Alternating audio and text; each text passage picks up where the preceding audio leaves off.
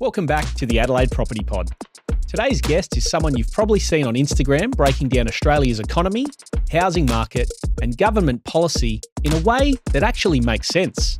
You may know him as Alex Money, but behind the account is Alex Radda, property developer, builder, and commercial real estate executive. Today we're unpacking his journey, the rise of social media, and taking a deep dive into the government decisions shaping the future of Australian property. Alex, thanks so much for joining me, mate, and welcome to today's show. Thank you for having me. Now, most people would know your Instagram handle. You go by the name Alex Money. Yes. Who was Alex before Instagram? Take us a little bit about your upbringing and share how you got to where you are today. Probably started off as Alex, a little bit less money. We came here, my family, in 1987 as migrants from Iran, and it's a very common story for that era from people of that region. You know, it wasn't easy to get here. We had to essentially escape the home country, literally on the back of camels, Nice. across to Pakistan, where the closest UN refuge was, landed here in '87, and honestly, just one foot ahead of the other. My father, mother, and our extended family just built something that I'm very proud of, something amazing, really, and credit to Australia for giving us the opportunity. Yep. We'll get into the Australian lifestyle and government a little bit later on. You were always interested in money, or is it something that came to you later in life? Look, I think, again, I don't want to harp on it too much, but when you come as migrants with literally zero bank balance, I don't think it's an interest in money. I think it's just framed as survival. Like you just want to put food in the fridge, pay the rent. So I do remember from a really early age, mum and dad just being hyper-focused. Not on money, I would say, as such, just as more so budget, right? Like just we work at Bridgestone 14 hours a week, this much comes in, the rent is this much, the overheads are this much, and we always framed things in those terms. Definitely money was a really big part of my childhood, and just understanding that, it's not endless, it's quite finite. And luckily for me, I got to view firsthand how hard you had to work to make a little bit. Definitely it was an early exposure and entry to the financial side of life. So you certainly had an appreciation for money more so than an obsession with it, because you saw firsthand from your parents who picked up your life and moved to a relatively unknown country, and just had to go to work to put food on the table for you guys. So there was a sense of appreciation for the value of a dollar. Absolutely. And I think,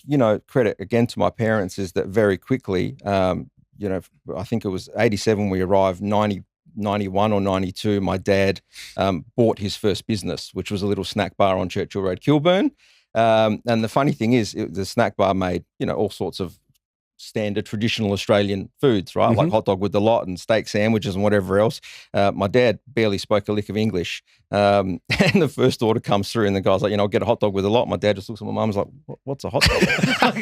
So kind of, again, to the appreciation of money and understanding the value of it, but also the risks, to take. Like, I think back on that now, if I want to do any investment or buy any business or do anything, I know it back to front. Like we sit down and you do it as well. You do all of your checks and balances and you call it your due diligence or whatever.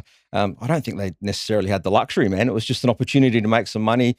They took it, and it makes you realize. So first it started off as, wow, we're flat broke. So let's respect the budget and money as much as we can. But then I got to witness firsthand, hey man, you take a little bit of risk. Open up a business and you can grow something quite quickly in this country with hard work and effort. And again, credit to them. I keep saying it, but I'm to this day astonished. I reckon it was 91. They bought the business and grew it from what it was, little snack bar, to something much more. Picked up a whole bunch of contracts for the local businesses around. Like Dad was driving his little Datsun 200B, doing the lunch deliveries, all sorts of stuff just to pull in extra money. And I think it was 94 that he got enough deposit together to buy our first block of land in Aberfoyle Park, 35 Outlook Drive, I'll never forget. And Fairmont Homes was nice enough to build it for us. So that's the connection of okay, you can go from having nothing, just respecting and valuing hard work, putting that into practice, getting together your little nest egg deposit, whatever it is, and then all of a sudden these doors open, like that was what changed everything for our family. So yeah, again, to learn that before, I wasn't even 10 years old. So very lucky to have that education. Yeah, unbelievable story. And it's not the first for many ethnic generations to uproot their life, get on a boat for 3 months or however long it took to get here, and then just go to work. And the work ethic was what set up the generations to come for long-term success. And you can't underestimate hard work and replace it with anything else. How much was a house and land package back in the early 90s in Aberfoyle Park? So I remember these numbers because it was 35 Outlook Drive and the land was 35 grand. Nice. Which was great. And I think Fairmont charged like 42 odd to build it, which I know, crazy. Like, could you imagine? Yeah. But the funny thing is, like, we built that house, lived in it for a year and a half, 2 years. So what's, 35 and 40, let's say 75, 80 odd with a bit of costs. And they sold it for about 140. Yep. And again, that's what I say in terms of like sort of changing perspective and realizing how life-changing those sort of risks can be, to get that sort of uplift, even with how hard mum and dad were working, to make that sort of lump sum amount of money just through wages, business, whatever it is, like, is very difficult. Yep. And that's probably where my family's property journey began, and mine with it. When you come with migrant parents that don't speak English, and I didn't speak English when we first arrived either, so I learnt that at school. But very quickly you become the translator for your parents. So, I'd go into bank meetings with the big guys at ANZ, with my mum and dad trying to get whatever investment loan, and I'd be talking to them. And the bank guys would be like, yeah, what?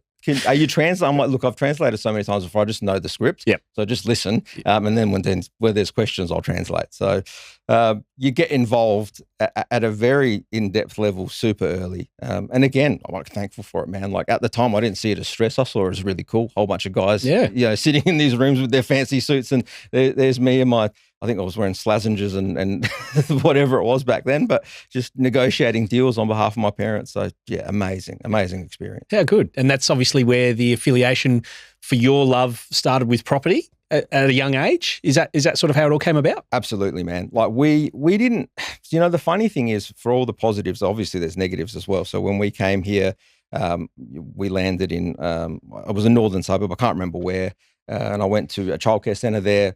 Then by the time I was 5, we were in Plympton, because that's where Bridgestone was close to, the factory that my parents worked, which is a Bunnings now. So I went to Plympton Primary School. Then soon after that, they bought the deli in Kilburn. So I went to Kilburn Primary School. To cut it all short, by the time I finished year 12, I'd been to 13 different schools. Wow. Now, the first 5 or 6 was mum and dad moving, and me just going wherever was closest and most convenient. But, changing that many schools early on tends to make you a little bit naughty. So the last 5 or 6, I was politely asked to leave various schools. And like that's a downside of that sort of lifestyle and that level of entrepreneurialism. You have to move, you have to be fluid, financially, physically, geographically. But it made me realize that the opportunities are not always right in front of you. You have to be open to that stuff. And mum and dad really were.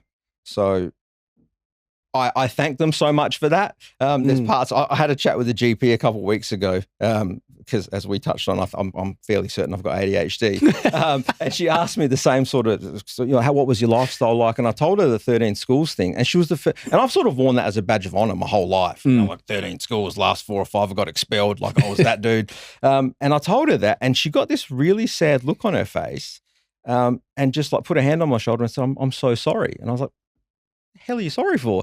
And she's like, that would have been horrific as a kid, like changing schools every year, like how did you make friends? It might sound really like silly, but I just never framed it in that way. So, and I think interestingly, when we talk about, I'm sure we'll talk about later on in the podcast of, property investments and the risks and everything else. And right now, so much commentary around, people are getting, different tax breaks and benefits and it's not fair. There's the intangible stuff that you just can't quantify, right? And that my childhood might be part of that intangible. Like, what's the value of that? So there's so many layers to the property game, and I think it's something that we just need to pay more attention to. We just look at the numbers, the balance sheet, the tax, the profit, everything else. Man, there's real skin in the game. Yeah, absolutely. Now we've transitioned to Alex Money on socials. When did that idea come into your mind, or what time of the night, should I say, did that idea pop into your brain? You're dead set right, man. I reckon it was about 2 a.m. And look, I'm not a social media guy. So prior to Alex Money, like, you wouldn't have found me on Facebook. You wouldn't have found me on Instagram. To this day, I don't have like a personal Instagram page. The reason it came to me was I'm lucky enough to be involved in property development. I've got a couple of other businesses as well, but I'm involved in real estate through a real estate company as an executive too, in the commercial side, so commercial real estate. And much like you, I saw that there was a massive gap in the market. Like, there was lots of people talking about residential property and how good it is, and just doing walkthroughs and all sorts of content. And commercial was just sort of being ignored. And the crazy thing that I noticed through the COVID period in particular is, I remember distinctly, I went to my first, I'm going to call it pre-COVID boom auction. And it was me and my cousin, who's one of my investing partners. And I was like, mate, this place in Dulwich, it's going to be worth 1.2, but it's in a state. So if we can pick it up for 1.1 to 1.2, put a bit of work in it, like, we'll be able to flip it for 1.67. Clean, easy, let's do it. He goes, yeah, let's go to the auction. And this is right after the COVID stuff, where everyone's just a bit tentative, like, no one knows what's going to happen. And I normally like to start the auctions, and I do a bit of a I'm the guy that all the agents hate. I do a donkey bid. So if it's 1.2, I'm like 650. Nice. Yeah, why not? Let's break them before it starts. It's just, I like breaking spirits. So anyway, I go to do it, and just as I go to do it, a guy 3 people down from me goes 1.4. I look at my cousin, I'm like, did he say 0.4? He said 1. Like, what the hell is going on, man? 1.4. And so me and my cousin having this real in-depth chat of like, how dumb is this bloke, having a good laugh. I was 1.5, 1.6, 1. This property, and I don't want to pat myself on the back too much, but I think I know property. Like, especially at that point, like, I've got some runs on the board and I know the numbers. And I've just been blown out of the water. This thing ended up selling for 1.95. Wow. And that was the first auction. That was that turn. That was that first auction I went to where it got that outlier, right? Yeah. Like, we all rang each other. All the property bros rang each other. Bro, this guy just lost his mind and spent 195 in Dulwich. What a moron. And then, as you'd know, like, after that, auction after auction after auction. Yep. And to get back to your question, I quickly realized that there's always a lag between resi and commercial, right? Because commercial investors are very specialized. Normally, people don't cross the pond. They stick to their own. And even, like, all this talk about self-managed super funds, people using that to buy residential. I've always thought commercial is a better investment for self-managed super funds. Yep. But there's always a lag. So I was like, I rang my cousin back. I'm like, look, man, the stuff that's going on, this is 2-3 weeks later. And I'm like, the stuff that's going on in resi, it's going to happen in commercial. It hasn't yet. Let's buy some stuff. Even if we just barely hold on for a year and just flip it, and there's no stamp duty. So there's this whole bunch of benefits in buying commercial. So we did that, and knock on wood, it worked. And then again, like, being part of an agency myself, having that knowledge, I was looking online for content, for anything to support my thinking, and there was just nothing there. Like, it's just white noise when it comes to commercial. And, nothing against the agencies that are out there. There's some really big names, and they do really good work, but you'll find that I'd say that the average age of a commercial agent is just more than a resi agent. Yep. Right? You don't find too many 22-year-old young gun commercial agents. So I think that's part of why commercial's still quite a closed, bit of a boys' club. Boys' club. Yep. And they don't like to share their secrets, Yep. right? Like, it's their secrets for a reason. They want to keep it that way. So I was like, and I'm an anarchist. So I was like, bugger this. You're the disruptor of commercial real estate. Yeah, I'm going to get in there and I'm going to put some content that nobody likes. And I did, and it didn't work. The content I did at the start, like, just sucked. A lot of my content now still sucks. I get told daily in the comments. But look, I'm not an innovator. I just picked up on a guy in Sydney that was doing a particular type of content, basically walking through houses, right? Just saying, this is what X amount of dollars buys you. Let's have a look. Check it out. Yeah, let's check it out. Yep. Thank you. I'm trying to avoid the liability issues. Come on, mate. Check it out.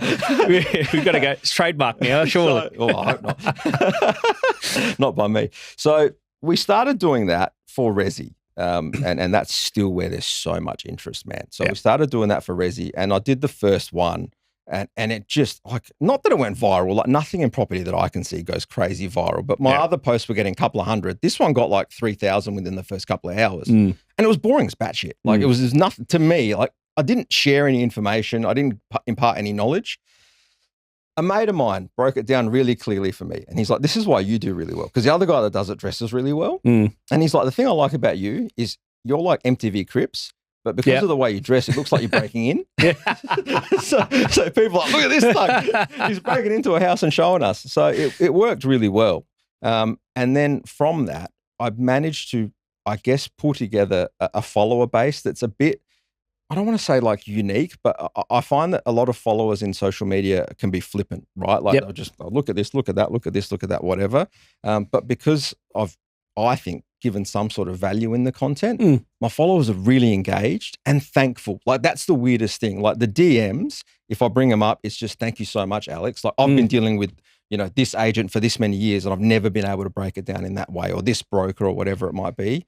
That's probably the biggest reward of it, man. The Alex money stuff. Like, it started off as let's get some insight and exposure to my brand, selfishly, like bring business. I couldn't care less about that now. Like, it's got nothing to do with that anymore. Isn't it crazy? You said you had no digital footprint prior, no personal accounts. Then you've launched into social media. Doesn't sound like there was a lot of strategy behind it other than getting a bit of your face out there. Did people think you were crazy? Yes. Absolutely. I had people just in the comments. Obviously, you get the people that are just like, oh, you're just another one. We've seen this before, and pointing it out and stuff. And I'm like, yeah, that's great. But if you look at that guy, I could point out the person before him that he took it from.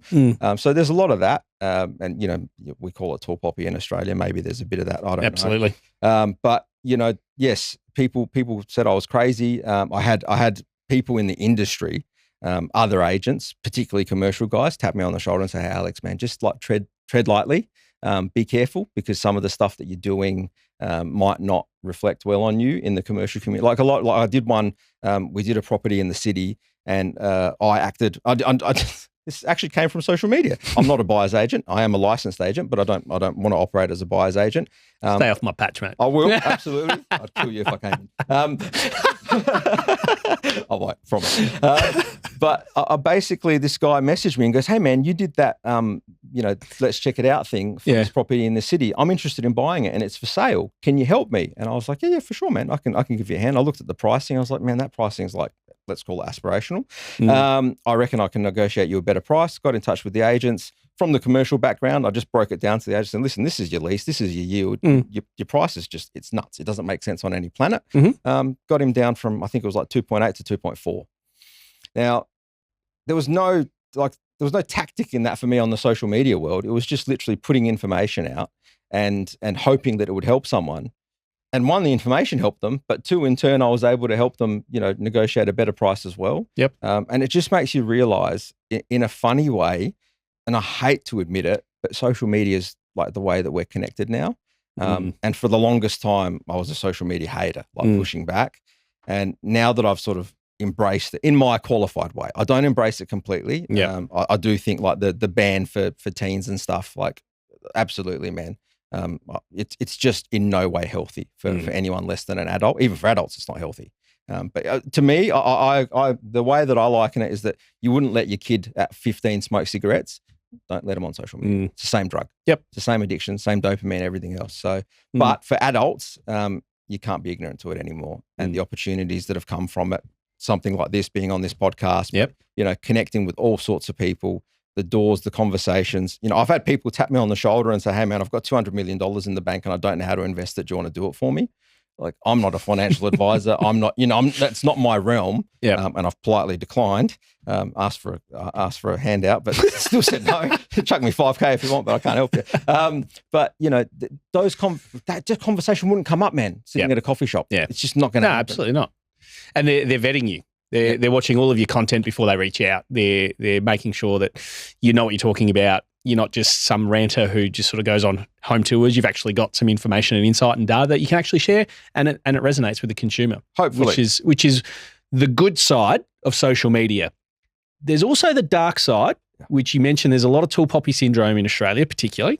Can keyboard warriors. How do you deal with this sort of negativity, criticism, comments, all that sort of stuff that comes with social media?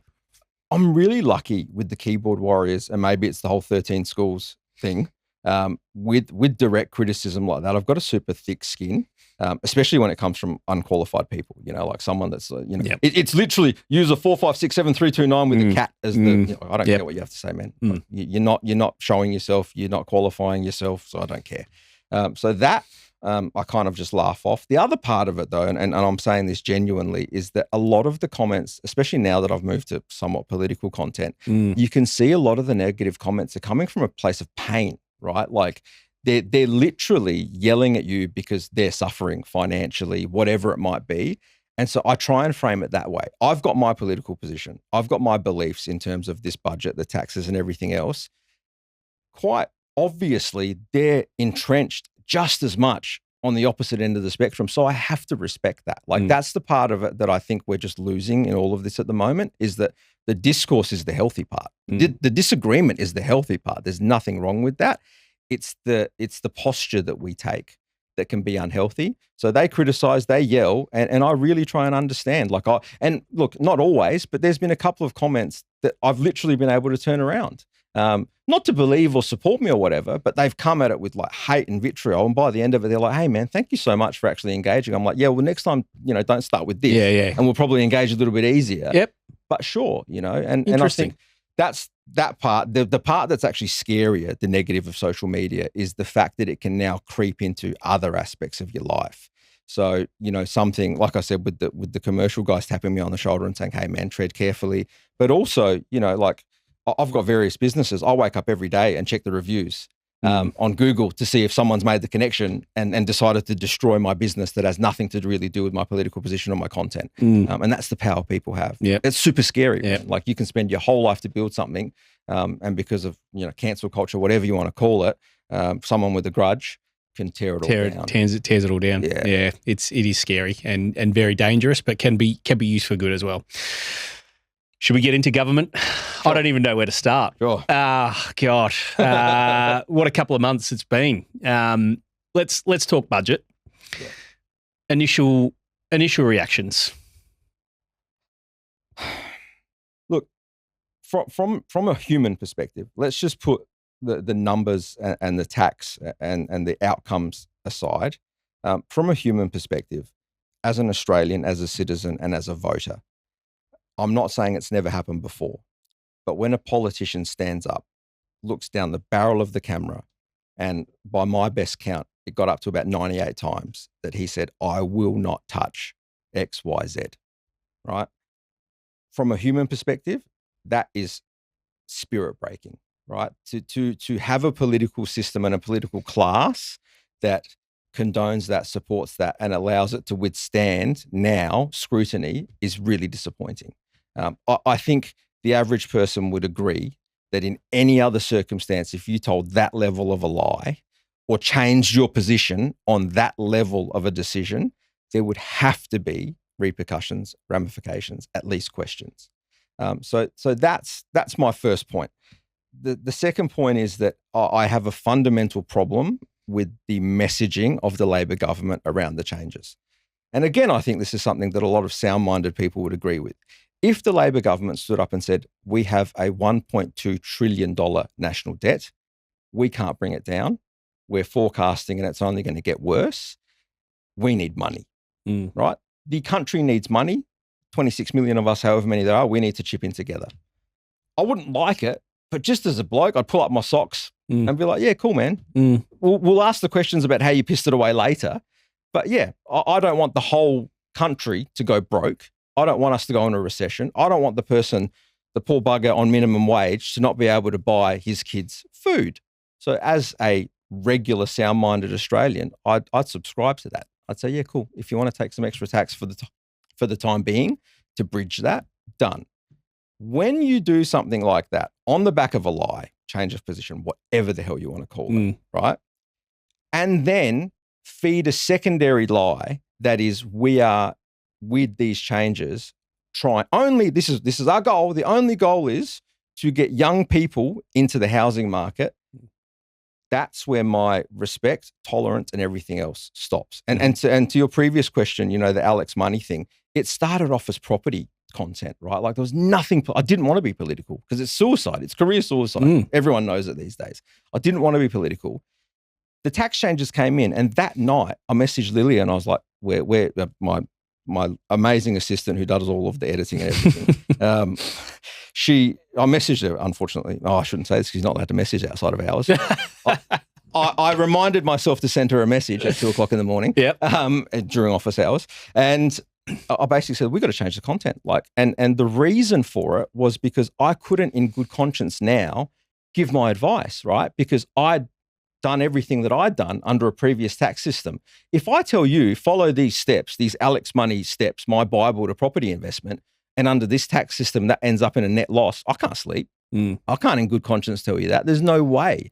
And that's the reality. Like they can project and say and do whatever the hell they want. They don't have a single clue what's coming on the back of this.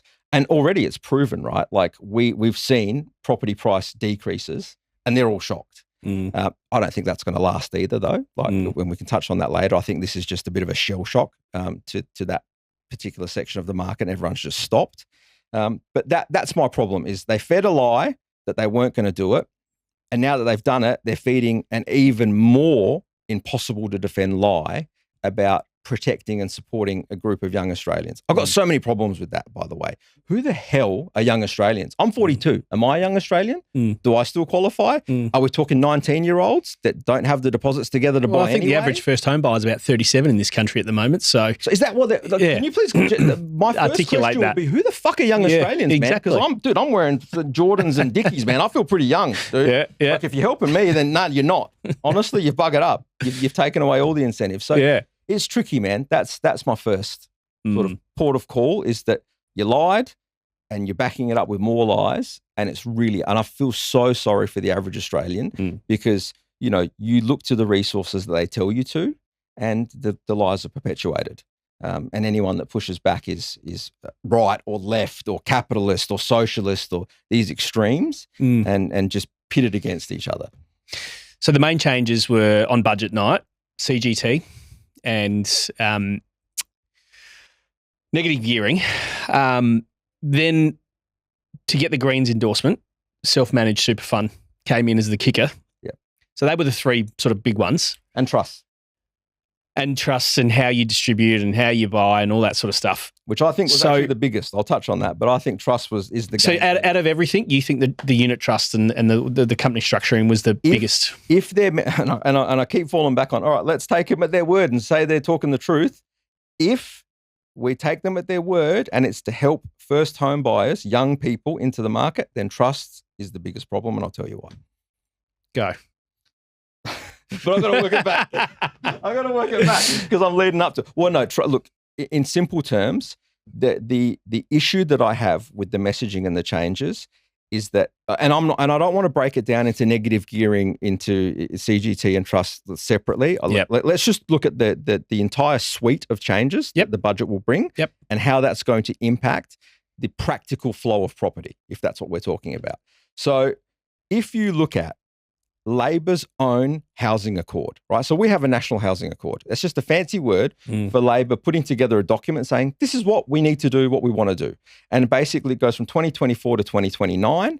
It says we need to build in Australia 1.2 million new homes. That's their own, that's Labor, right? That's nobody else. That's nobody forcing it down their throat. That's them. Now we also know with government, they're very sneaky with their numbers. So let's stick with 1.2, but if they're saying 1.2, we probably need 1.67. It's probably more, right? They're really good at inflating things they need to and deflating things they don't. So let's just say it's 1.2. We're already, and this is available statistics. This is not me. This is not just airy-fairy, right? We are already about 50,000 homes per year under that, right? So we need to deliver about 220,000 homes a year. We're delivering about 170,000 homes a year. The issue with that is, first of all, there's a shortfall that you have to deal with. Second of all, if you look at the makeup of the people that deliver those houses, I don't know if the average Australian knows this, but when you talk about a number like that and the government's talking housing accord, this and that, you think that there's some sort of government input, right? Like they've put together this framework, they're going to help. It's hard to drill down the exact number, but it's no less than 95 and could be up to 98. So between 95 to 98% of all new homes that go onto the market are built by the private sector. Government does diddly squat, right? Yep. Like the government output is so low that it's just ignore it. On top of that, and I'm not going to get into those numbers, but if you look at the government output, the cost per house, they'd be better off to give that money to the private sector, and the private sector will just deliver 3 houses for what the government spends on one. So the couple thousand that they're building, it's a waste of time and money anyway. So you've got the housing accord. That's the first problem. We're 50,000 a year under.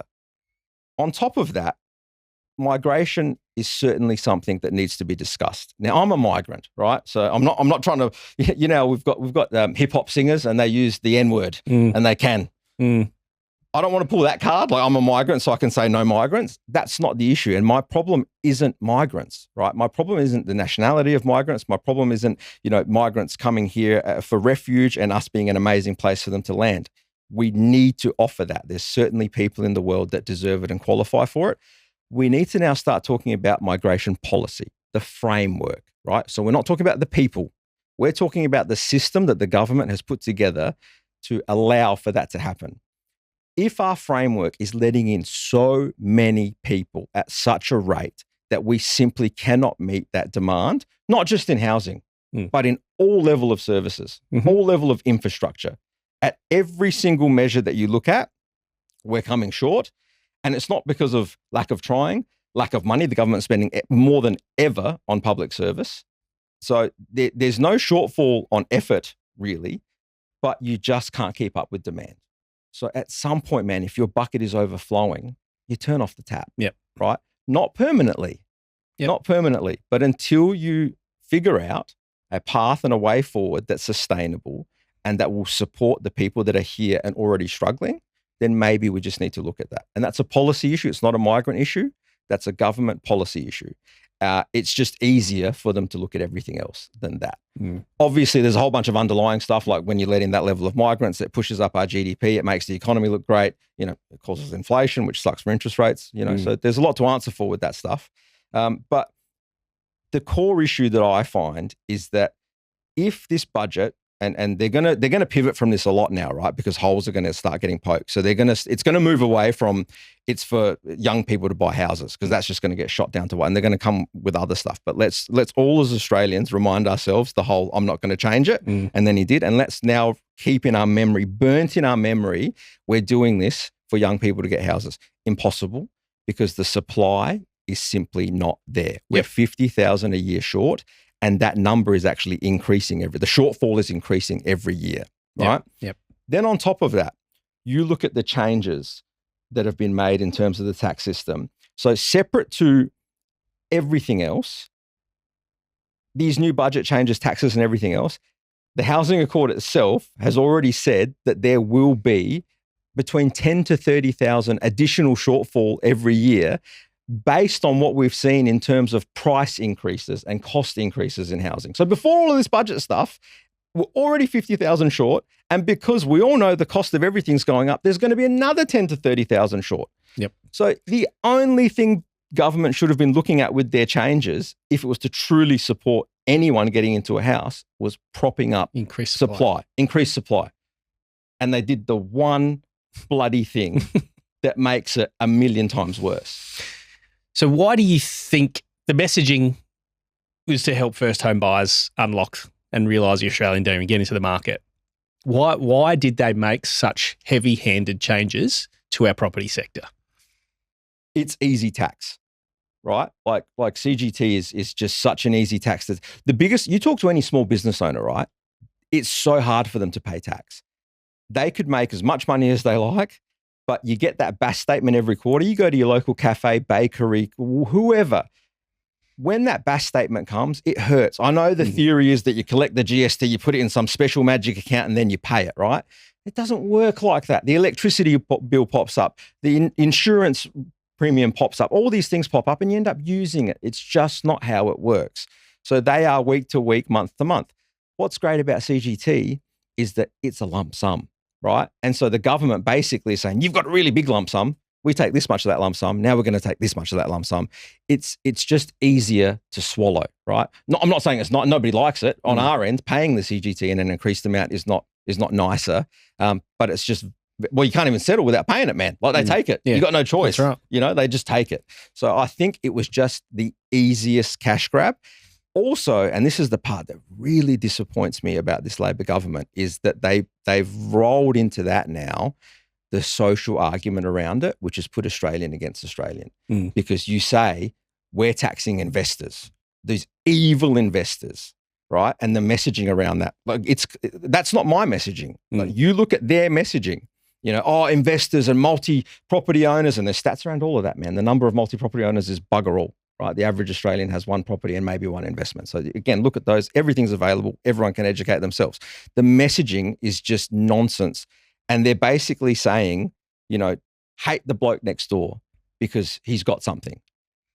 It's bad enough that you're making tax changes that makes life that hard for the average Australian, but to then put in a construct at a political level that creates a circumstance and an environment where one Australian can begrudge the other, and that's politically driven. Like, I don't know, maybe I'm just too young to have not, but I never saw that in old politics. You know, I haven't seen this climate of like the business owner is your enemy, the landlord is your enemy. Yeah, okay, nobody likes paying rent, but without the landlord, you'd be homeless. Yeah, exactly. Yeah? Like it's a cardboard box. So he's not the enemy. Sucks that he makes a bit more money than you, but like without it, you'd be homeless. Checks and balances. Yeah, that's the disappointing part. Where to from property in the next 12 months locally in Adelaide?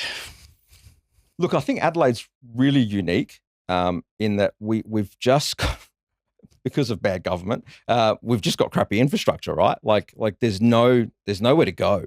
So infill's become so important. You're seeing it everywhere now with the medium density stuff and the transport corridors.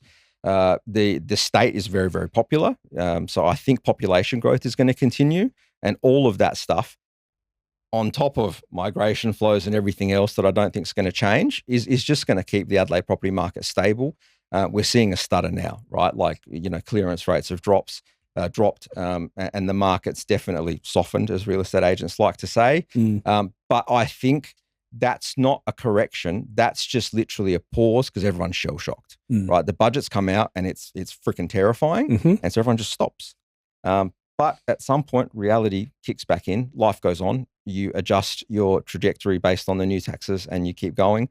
And again, just pure supply and demand metrics will not allow the property market to go backwards, particularly in Adelaide, especially urban infill. You know, if you're in that inner metro area, you'll be totally fine. Yeah.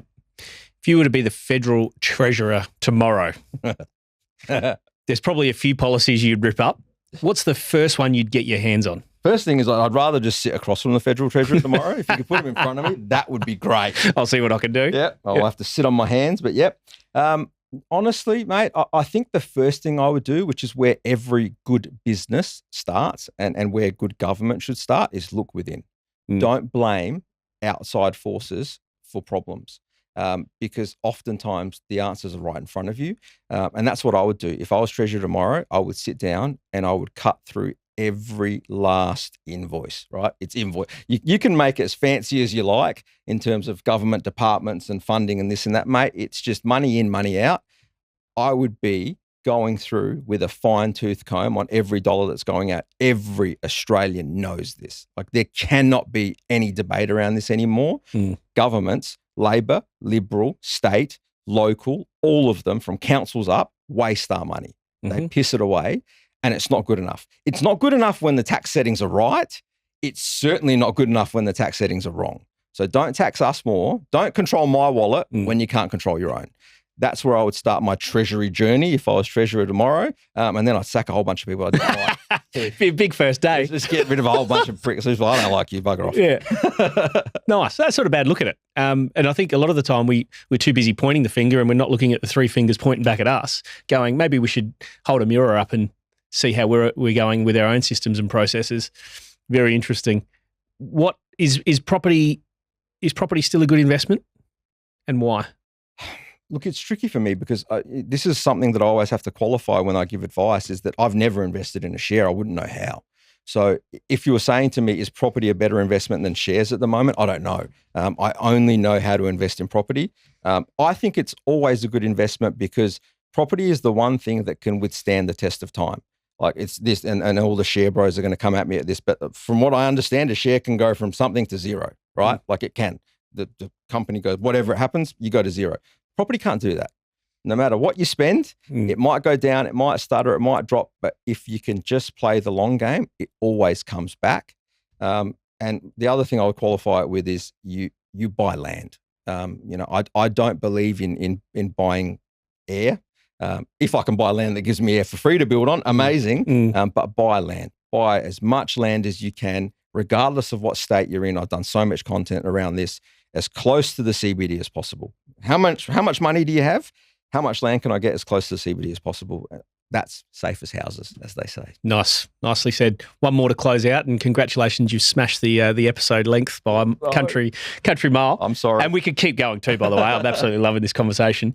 But if for people listening to this episode, if there's one soundbite that you've said so far that you would like to resonate with our listeners, what would you like that message to be? Look, the only thing I would say, and I hope everyone can take it to heart, is that another man's success isn't the cause of your struggle. I know that that's hard to hear sometimes because it's so easy to blame someone else for the plight of your life and how it's going. But I think, and I'd add this to it, like if you went up to that man that's successful, you'd be surprised how willing they are to help. I get reached out to all the time, and I've got nothing but time for people because I really feel for the average Australian at the moment. It's very much every man for themselves, and I think the political climate's not helping that. So that would be the key takeaway. Just remember that everyone's doing it tough. Anyone that's got it better than you most likely has it for a reason, and ask them for help. I'm sure they'll give it. Beautifully said, mate. Love that. And we'll leave it there. Thanks so much for joining me today. Thank you, mate. Appreciate it.